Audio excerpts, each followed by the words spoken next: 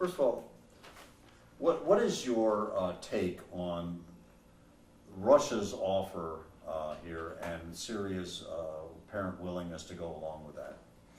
Well, I think we should be grateful to the Russians for being willing to take these chemical weapons off of the hands of the Syrians. So I think that is a plus, and I think they did it in good faith because Syria is an ally of Russia. And I think from our standpoint, it is a very good thing that they did it, and I hope that it indeed occurs. Do you feel it really is in good faith that this is not some sort of a ruse to just diffuse the situation temporarily? I think Syria sees this as an opportunity to escape a serious military attack from the United States. And I think Russia sees this as an opportunity not to see one of its allies suffer that military harm. Plus it gives Obama a certain level of cover. It is a perfect exit strategy for the president, and I would hope that he talks about it tonight. I would just say in his talk tonight, he ought to have messages for multiple what I call stakeholder groups or publics. And I think the Syrians and the Russians are two of those stakeholder groups. He's not just talking to the American people. If I were the president writing a speech for him tonight, he's talking to other leaders of other countries because they've got a stake in how this all turns out. He's facing a situation where the overwhelming majority of Americans are opposed to a military action in Syria. That has to weigh heavily on his mind. Do you feel that he should go along with that? He has to pay attention to what the American people think, and about 60% of them are opposed to a strike. That's important. Why is it important? Because his credibility is at stake. His ability to enact legislation is at stake with the Congress if they indeed oppose it as well, and they do at this point in time. So this is more than just about his legacy. This is his ability to get things done during the remainder of his time as president. Was it a mistake for him a year ago to refer to the use of chemical weapons as a red line? He did this on August the 20th of 2012. It was a terrible mistake. However, sometimes you say things without recognizing the consequences. I think if he had it to take back, he would, but it was not a smart thing on his part to say that. Now, one thing you're pointing out here is that this isn't one of these overnight solutions here, because this is a very complicated attempt to dismantle a chemical weapons stockpile. Well, it begins with how much do they have, and I don't think we have the answer to that. Only they have the answer to that. I think we have to be, first of all, assured that we get it all if it's going to be gotten by the Russians. And then the movement of those chemicals to Russia, for example, is going to take a great deal of care. Mm-hmm. And the destruction of those chemical weapons by Russia, let's say, under the jurisdiction and oversight of international monitors, let's say, is going to take a period of time. It isn't just something that's done overnight.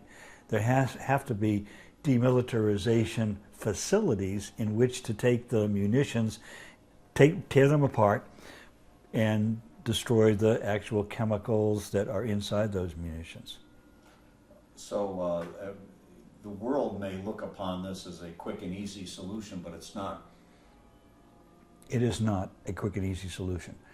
And quite frankly, I'm glad you're asking the question, because we need to be asking these kinds of questions rather than just buying into something that sounds great for the moment. Once again, nothing in life is simple.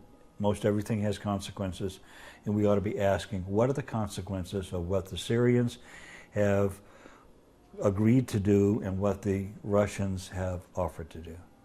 Plus, we have to know that they're going to be disposed of properly, correct? Exactly. This is not a simple proposition. This is a very complex process that one has to go through, or a nation has to go through. Mm-hmm. We've been doing it in our country for many years. There have been munitions that were built for use in World War II that are leaking, and they have had to go to demilitarization plants that we had to build in order for those munitions to be destroyed. The rebels in Syria are really calling for action here by the United States, and they see this as an ability for them to, you know, complete their overthrow. What do you suggest? How do we handle the rebels? How should we view them, first of all, and their efforts? Well, they're a very disparate group. There is no one element within the rebel faction. There are multiple elements, and jihadist elements have embedded themselves in that rebel group. So I'm not sure we can trust how this will turn out at the other end if they were to be victorious.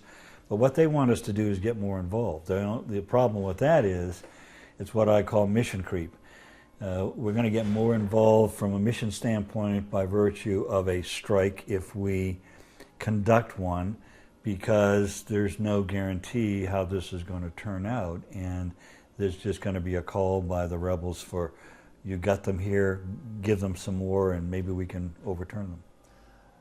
On the other hand, from a moral point of view, you know, we've seen a horrific act, and there is, at some point as a nation, do we have to stand up and say we have to take a measure in retaliation for this? Sure. I think the international community, not just the United States, the international community has a stake in this. And the international community, a lot of them are saying, go get them, U.S., because this was a bad thing. Sure, it was a bad thing. There are a lot of bad things that occur in life, but it shouldn't be just the United States alone that takes the responsibility for doing something about it. There are what the president calls norms. This is part of the Geneva Conventions that were signed after World War I, and part of those conventions were no more chemical weapons to be used by anyone on the battlefield ever again. Well, Syria isn't a signatory to that. We are, and other countries are. So those countries are clearly have a concern, and we ought to have a concern. This is a terrible thing, but we can't just conduct our own version of law and order because it was a bad thing. It has to be done for the right reasons, and not just because we have a pain in our stomach because we saw the death and destruction, 1,400 killed, hundreds of them children. We can't just say, we got to do something about that. We are so quick to say, do something, anything, but do something. And that's a wonderful line, except to do something without recognizing the consequences of what you do is problematic. And that takes strategic thinking and strategic planning. And that has not gone into this calculus. So when the president says he promising that this is a limited engagement, that there won't be boots on the ground and all that, it doesn't, he could still be drawn into that?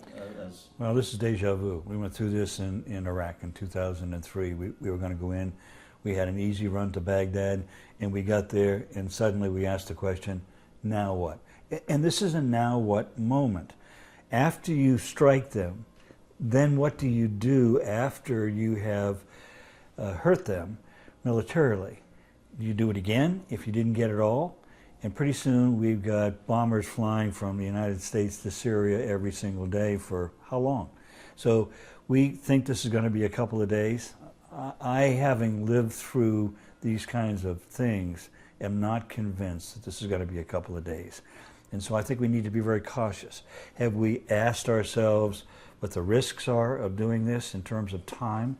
And have we asked the cost of this in terms of what it may take to do this? And you get far guesses. The chairman of the Joint Chiefs of Staff says it'll cost us $1 billion. That's a lot of money. The Secretary of Defense says it'll cost tens of millions of dollars. Well, those are two numbers very far apart. My guess it's somewhere in the middle, 500 million, 600 million, but that's a lot of money for a country, the United States, who's heavily in debt. We're almost $17 trillion in debt. And so for us to take on some additional debt without knowing how much it's going to be, without knowing how long it's going to take, I think is a rather precarious slope that I'm not sure I want to go down.